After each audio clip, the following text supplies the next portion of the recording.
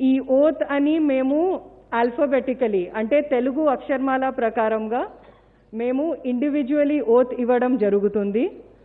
So మీ పేరు చదివినప్పుడు మీరు బేసిక్లీ మీ స్థలంలో లేచి నేను చెప్పిన తర్వాత మీరు మీ పేరు చెప్పి ఆ ఓత్ చదవాల్సిన అవసరం ఉంటుంది.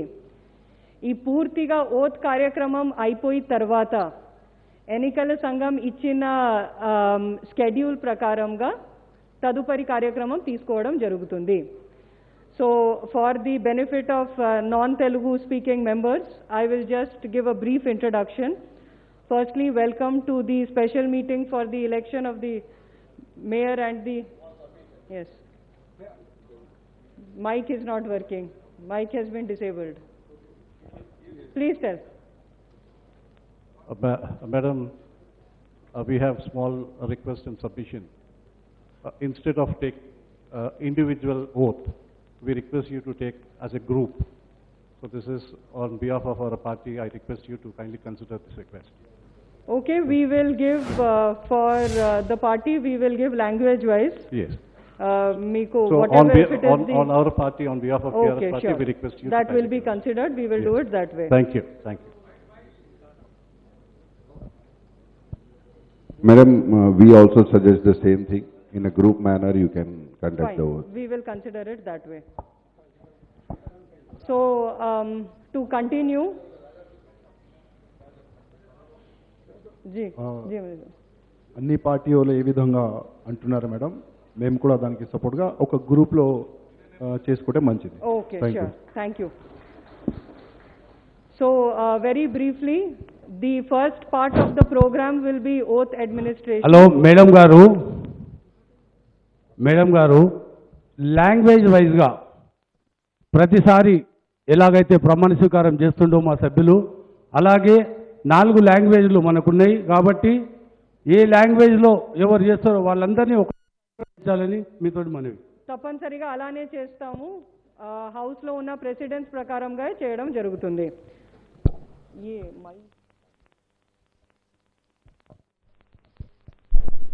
Now, so basically the first part of the program will be the oath taking ceremony.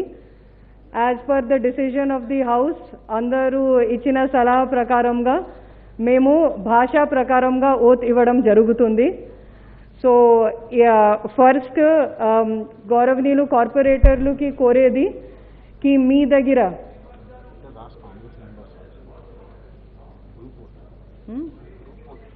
Group okay ఇంకా ఎవరికి కూడా ఏమైనా ఆపోజిషన్ ఉందా మేము భాషా ప్రకారంగా గ్రూప్గా తీసుకుంటే? I will record it in my proceedings.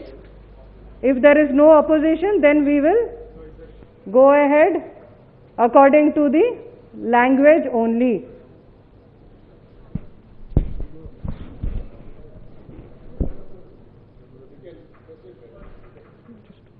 Excuse me, ma'am. Yes. When we are also for the group oathing, we are... Group is okay. Yeah, okay. Thank you. So, ఇప్పుడు గౌరవనీయులు మెంబర్స్కి కోరేది ఎలక్టెడ్ మెంబర్స్కి కోరేది కి దయచేసుకొని మీ టేబుల్ పైన ఉన్న oath పత్రంలో 4 భాషల్లో ఉన్న ఓత్ పత్రంలో మేము ఇప్పుడు తెలుగు నుంచి స్టార్ట్ చేయడం జరుగుతుంది. సో ఫస్ట్ ఎవరైనా తెలుగులో ఓత్ తీసుకుంటారు దయచేసుకొని మీ ప్లేసెస్లో లేయండి.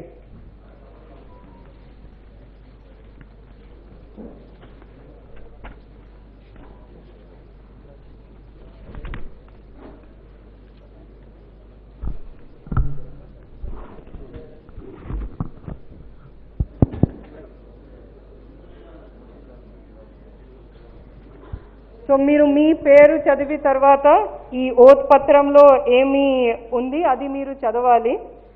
సో నేను చెప్తాను, ఆ తర్వాత మీరు అందరూ స్టార్ట్ చేయొచ్చు. సో నేను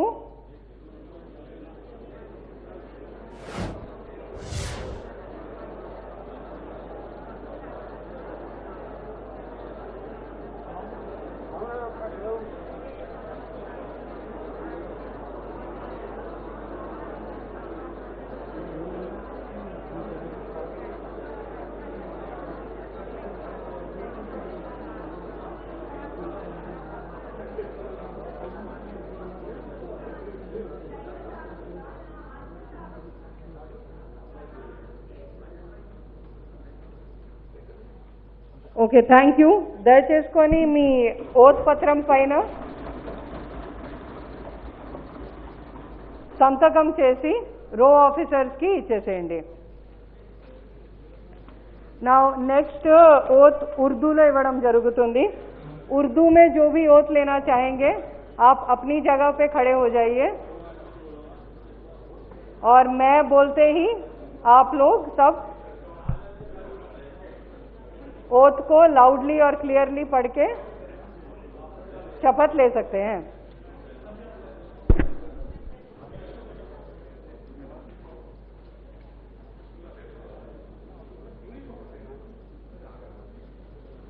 ठीक है, तो मैं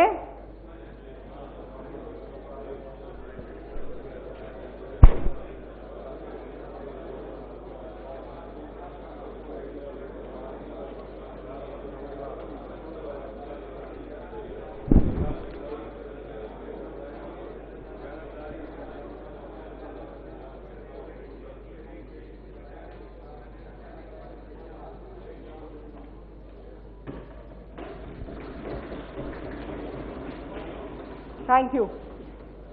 अब हिंदी में जो ओथ लेना चाहेंगे वो अपनी जगह पे खड़े हो जाए.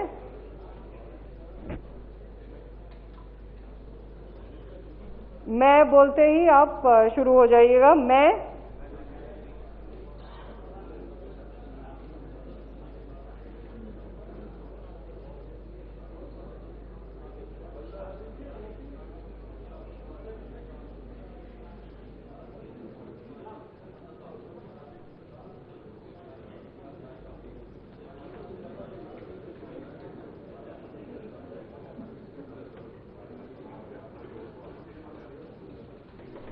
Thank you.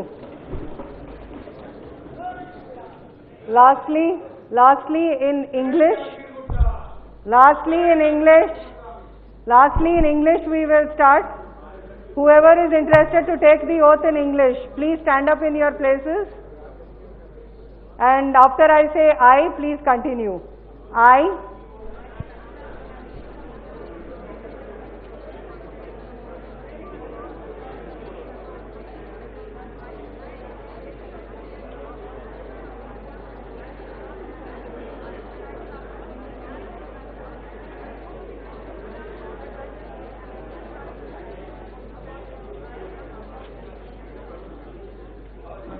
Thank you.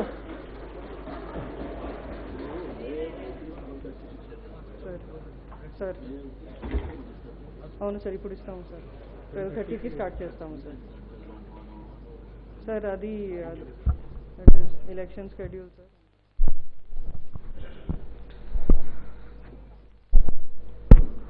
So ఇప్పుడు ఓత్ కార్యక్రమం పూర్తి చేయడం జరిగింది.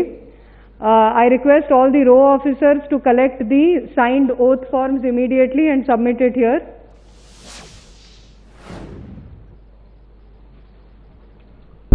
అందరిది వచ్చిందా?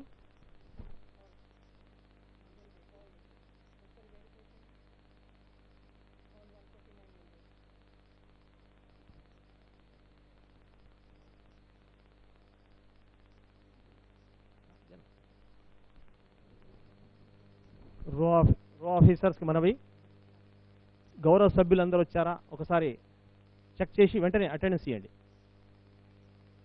ఇక్కడే డాష్ దగ్గర పక్కన కిషోర్ గారికి.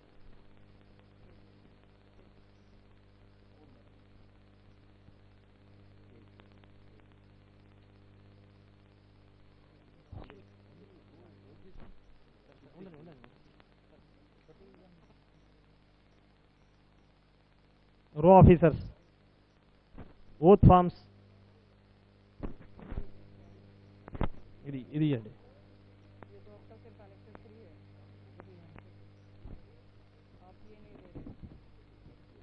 రో officer only the respective form ఇవ్వండి, బంచ్ ఇవ్వకండి.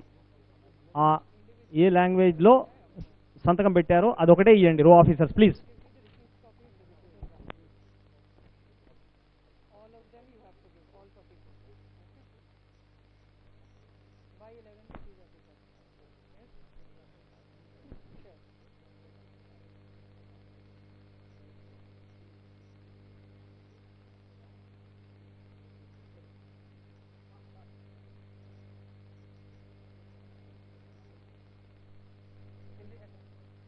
12:30. Yes.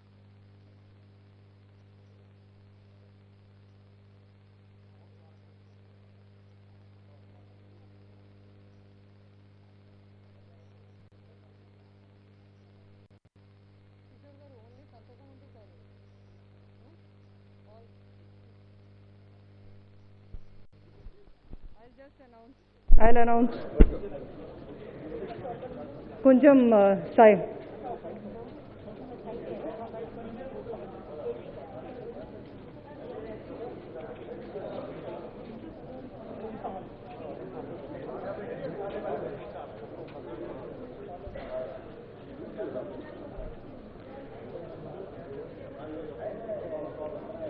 అందరూ కార్పొరేటర్స్ కి కోరేది కి ఎవరైనా మీ సంతకం చేసిన ఓత్ ఫార్మ్ ఇవ్వలేదు అంటే దయచేసుకొని రో ఆఫీసర్స్ కి వెంటనే ఇచ్చేసేయండి.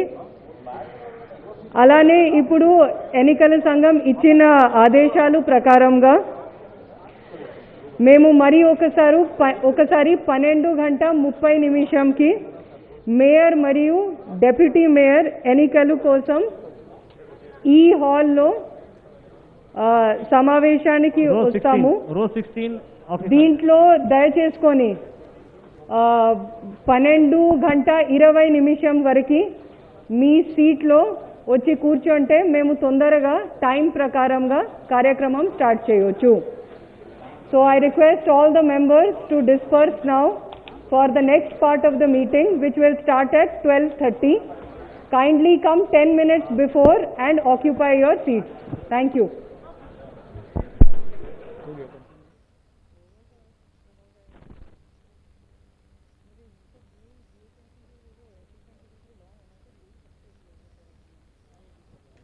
జిహెచ్ఎంసీ పాలక మండలి కొలువు తీరింది.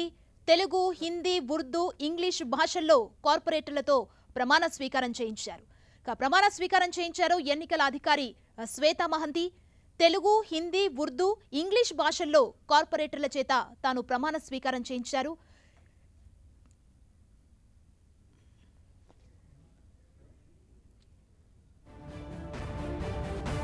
నూట 49 మంది కార్పొరేటర్లు ప్రమాణ స్వీకారం చేశారు. కొత్త పాలక మండలి కొలువు తీరింది. ఎన్నికల అధికారి శ్వేతా మహంతి ఒకేసారి కార్పొరేటర్లతో ప్రమాణ స్వీకార కార్యక్రమాన్ని చేయించారు. తెలుగు, హిందీ, ఉర్దూ, ఇంగ్లీష్ భాషల్లో కార్పొరేటర్లతో ప్రమాణ స్వీకారం చేయించారు. శ్వేతా మహంతి ప్రమాణ స్వీకారం చేశారు. 149 మంది కార్పొరేటర్స్.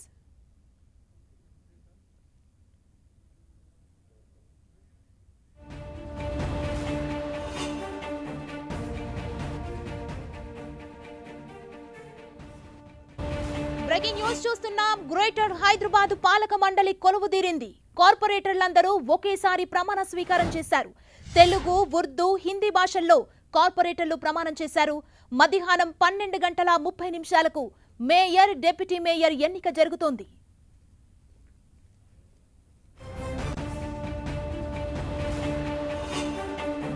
ఒకేసారి కార్పొరేటర్లతో ప్రమాణ స్వీకారం చేయించారు శ్వేతా మహంతి. తెలుగు, హిందీ, ఉర్దూ, ఇంగ్లీష్ భాషల్లో కార్పొరేటర్ల చేత ప్రమాణ స్వీకారం చేయించారు. ప్రమాణ స్వీకారంలో 149 మంది కార్పొరేటర్లు పాల్గొన్నారు. 12:30 మేయర్, డిప్యూటీ మేయర్ ఎన్నిక జరగనుంది. మొత్తంగా గ్రేటర్ హైదరాబాద్ పాలక మండలి కొలువు తీరింది. కార్పొరేటర్లంతా ఒకేసారి ప్రమాణ స్వీకారం చేశారు. ఇదే అంశానికి సంబంధించి తాజా సమాచారాన్ని మా ప్రతినిధి రాముడు అందిస్తారు. రాముడు. మొత్తానికి గ్రేటర్లో కొత్త పాలక మండలి కొలువు తీరిందని చెప్పాలి. పాలక మండలి సభ్యులు అందరూ కూడా 149 మంది కార్పొరేటర్లు, అన్ని పార్టీలకు సంబంధించినటువంటి వాళ్ళు ఓత్ తీసుకోవడం జరిగింది. 4 భాషల్లో వాళ్ళతో ప్రమాణం చేయించారు presiding officer Hyderabad collector Shweta Mahanti. మొదట తెలుగులో చేశారు. తెలుగులో చేసేటప్పుడు వివిధ పార్టీలో ఉండేటువంటి తెలుగులో ప్రమాణం చేయాలనుకున్న వాళ్ళందరూ కూడా లేచి నిలబడి వాళ్ళు తెలుగులో ప్రమాణం చేశారు. ఆ తర్వాత ప్రమాణ పత్రం పైన సంతకాలు చేసి ఆ పేపర్లని ప్రిసైడింగ్ ఆఫీసర్కు పంపారు. ఈ విధంగా ఫస్ట్ తెలుగులో చేసిన తర్వాత ఉర్దూలో చేయడం జరిగింది. ఉర్దూకు సంబంధించి ఎంఐఎం కార్పొరేటర్లు ఎక్కువ మంది ఉర్దూలో ప్రమాణ స్వీకారం చేశారు. ఆ తర్వాత హిందీలో చేయించారు. హిందీలో కూడా కొద్దిమంది కార్పొరేటర్లు చేసిన తర్వాత ఇంగ్లీష్లో చివరిగా ప్రమాణ స్వీకారం చేయించారు. ఈ కార్యక్రమం అంతా కూడా ఈ కార్యక్రమం అంతా కూడా 10-12 నిమిషాల్లో ముగిసిపోయినటువంటి పరిస్థితి ఉంది. హైదరాబాద్ జిల్లా కలెక్టర్ ముందుగానే హాజరైనటువంటి సభ్యులకు అందరికీ సూచనలు సలహాలు ఇచ్చారు. ఏ విధంగా చేయాలి, ఏ విధంగా నడుచుకోవాలనేటువంటి అంశాలపైన దానిని అమలు చేస్తూ అవసరమైనటువంటి పద్ధతిలో ప్రమాణ స్వీకారాన్ని చేయించారు. ప్రమాణ స్వీకారం అయిపోయిన తర్వాత సభ్యులకు అందరికీ 12:30కు మేము మేయర్ ఎన్నిక కార్యక్రమాన్ని ప్రారంభిస్తామని వాళ్ళకు ప్రకటించడం జరిగింది. దాంతో ఎక్స్ అఫీషియో సభ్యులు ముందుగా వాళ్ళందరూ కూడా బయటికి రావడం జరిగింది సమావేశం హాల్ నుంచి. ఆ తర్వాత కార్పొరేటర్లు వచ్చారు. ఈ విధంగా మళ్ళీ 12:30 సరిగ్గా సభా సమావేశం జరగనుంది. అందులో మేయర్ ఎన్నిక కార్యక్రమాన్ని నిర్వహించనున్నారు. మేయర్ ఎన్నిక కార్యక్రమానికి సంబంధించి ఇప్పటికే టీఆర్ఎస్ అదేవిధంగా బీజేపీ సభ్యులు తమ అభ్యర్థులను పోటీలో నిలుపుతామని ప్రకటించినటువంటి నేపథ్యంలో ఎన్నిక మాత్రం అనివార్యం అయ్యేటువంటి అవకాశం ఉంది. ఎక్కడ కూడా పోటీ లేకుండా ఏకగ్రీవంగా అయ్యేటువంటి పరిస్థితులు కనిపించడం లేదు. ఎన్నిక మాత్రం తప్పకుండా జరిగేటువంటి అవకాశం ఉంది. అయితే ఇప్పుడు చాలా అంటే క్లియర్గా అన్ని పార్టీలు కూడా తమ సంబంధించినటువంటి కార్పొరేటర్లను అదేవిధంగా ఎక్స్ అఫీషియో సభ్యులను బస్సులలో ఇక్కడికి తీసుకురావడం కారణంగా అందరూ కూడా ఇన్ టైంలో జిహెచ్ఎంసీ కౌన్సిల్ హాల్కు చేరుకున్నారు. కరెక్ట్గా 11 గంటలకు సమయం ఏదైతే చెప్పారో ఎన్నికల కమిషన్ అధికారులు ఏదైతే సమయం చెప్పారో ఆ సమయం ప్రకారమే పూర్తిగా ఈరోజు సమావేశం జరిగింది. సమావేశం ప్రారంభమైన వెంటనే 10-12 నిమిషాల్లో కార్యక్రమాన్ని అంతా కూడా క్లోజ్ చేసినటువంటి పరిస్థితి ఉంది. క్లోజ్ చేసిన తర్వాత ఈ సభనంతా కూడా వాయిదా వేయడం జరిగింది. 12:30కు సమావేశం ఏర్పాటు చేస్తాం. అందులో మేయర్, డిప్యూటీ మేయర్ల ఎన్నిక ఉంటుంది. కాబట్టి ఆ సమావేశానికి అప్పుడు హాజరు కావాలంటూ శ్వేతా మహంతి వాళ్ళకి అందరికీ కూడా చెప్పడంతో వారందరూ కూడా బయటకు వచ్చినటువంటి పరిస్థితి ఉంది. ఇక మిగిలిపోయింది చివరిగా ఘట్టం హైదరాబాద్ బల్దియాకు మేయర్ ఎవరవుతారు అనేది ఇప్పటికే టీఆర్ఎస్ నుంచి వాళ్ళ అభ్యర్థులను ప్రకటించారు. తప్పనిసరిగా టీఆర్ఎస్కు ఎక్కువ ఓట్లు ఉన్నటువంటి నేపథ్యంలో తప్పకుండా టీఆర్ఎస్ఏ మేయర్ పీఠాన్ని కైవసం చేసుకునేటువంటి పరిస్థితి కనబడుతుంది. అందరూ సభ్యులు ఎక్కువ మంది అంటే ఎక్స్ అఫీషియోకు సంబంధించి 44 మంది సభ్యులు ఉండగా 32 మంది సభ్యులు హాజరయ్యారు. కార్పొరేటర్లు అందరూ హాజరయ్యారు. కాబట్టి మెజారిటీ అంతా కూడా టీఆర్ఎస్కే ఉన్నటువంటి నేపథ్యంలో తప్పకుండా టీఆర్ఎస్ మేయర్ అయ్యేటువంటి అవకాశం ఉంది. కొంతమంది అంటే కొన్ని పార్టీలకు సంబంధించి ఇప్పుడు ఎంఐఎం, బీజేపీ కలిస్తేనే ఎక్కువగా టీఆర్ఎస్ కంటే ఎక్కువ సీట్లు ఉండేటువంటి అవకాశం ఉంది. కానీ వాళ్ళు కలిసేటువంటి పరిస్థితి లేదు. కాబట్టి తప్పనిసరిగా టీఆర్ఎస్ మేయర్ ప్రతిపాదించినటువంటి మేయరే గ్రేటర్ పీఠంలో అయినా కూర్చొని ఉన్నారు. బలాబలాల పరంగా చూసుకుంటే రాముడు ఏ పార్టీకి అవకాశాలు ఉన్నాయనుకోవచ్చు? అంటే ప్రధానంగా మనం చూస్తే టీఆర్ఎస్కు 56 మంది కార్పొరేటర్లు ఉన్నారు. వీరికి 32 మంది ఎక్స్ అఫీషియో సభ్యులు ఉన్నారు. ఈ విధంగా 88 మంది సభ్యులు వీరికి ఉంటారు. కానీ ఇప్పుడు కొద్దిమంది సభ్యులు హాజరు కాలేదు. వీరి దాంట్లో హాజరు కానిటువంటి సభ్యుల్లో టీఆర్ఎస్కు సంబంధించినటువంటి ఎక్స్ అఫీషియో సభ్యులు కూడా ఉన్నారు. ప్రధానంగా డి శ్రీనివాస్ మరికొద్దిసేపట్లో ఎవరెవరు హాజరు కాలేదన్నటువంటి అంశాలకు సంబంధించినటువంటి పేర్లు కూడా బయటకు వచ్చేటువంటి అవకాశం ఉంది. డి శ్రీనివాస్ ఉన్నారు. ఇంకా కొద్దిమంది హాజరు కానటువంటి పరిస్థితి ఉంది. చివరిలో కూడా గోరటి వెంకన్న చివరిలో సమావేశానికి రావడం జరిగింది. ఈ విధంగా కొద్దిమంది హాజరు కాలేదు. మరొక వైపు 88 మంది వీళ్ళకి సభ్యులు అంటే 12:30 వరకు కూడా ఈ ఎక్స్ అఫీషియో సభ్యులు హాజరు కావచ్చు. ఇప్పుడు ప్రమాణ స్వీకార సమయానికి వాళ్ళు ఉండాల్సిన పని లేదు కాబట్టి కొద్దిమంది హాజరు అయ్యి ఉండకపోవచ్చు. 12:30కు వారు వచ్చేటువంటి అవకాశం ఉంది. ఈ విధంగా వారికి 88 మంది సభ్యుల బలం ఉంది. వారికి విప్ కూడా జారీ చేశారు. కాబట్టి తప్పనిసరిగా వారు తమ పార్టీ బలపరిచినటువంటి అభ్యర్థికి ఓటు వేయాల్సి ఉంటుంది. ఇక సెకండ్ పొజిషన్కి వచ్చే వరకు 47 మంది కార్పొరేటర్లు బీజేపీకి ఉన్నారు. కానీ వారికి 2 మాత్రమే ఎక్స్ అఫీషియో సభ్యులు ఉన్నారు. ఎక్స్ అఫీషియో సభ్యులుగా ఉన్నటువంటి కిషన్ రెడ్డి కూడా ఇప్పుడు ఈ కార్యక్రమానికి కార్పొరేటర్ల ప్రమాణ స్వీకార కార్యక్రమానికి హాజరు కాలేదు. ఆ విధంగా వారికి 49 మంది, ఎంఐఎంకు సంబంధించి 44 మంది కార్పొరేటర్లు, 10 మంది ఎక్స్ అఫీషియో 54 మంది ఉన్నారు. మొత్తంగా బలాబలాలు చూసినప్పుడు టీఆర్ఎస్ అధిక స్థానంలో ఉంది. 2వ ప్లేస్లో ఎంఐఎం ఉంటుంది. 3వ ప్లేస్లో బీజేపీ ఉన్నటువంటి పరిస్థితి అయితే ఉంది.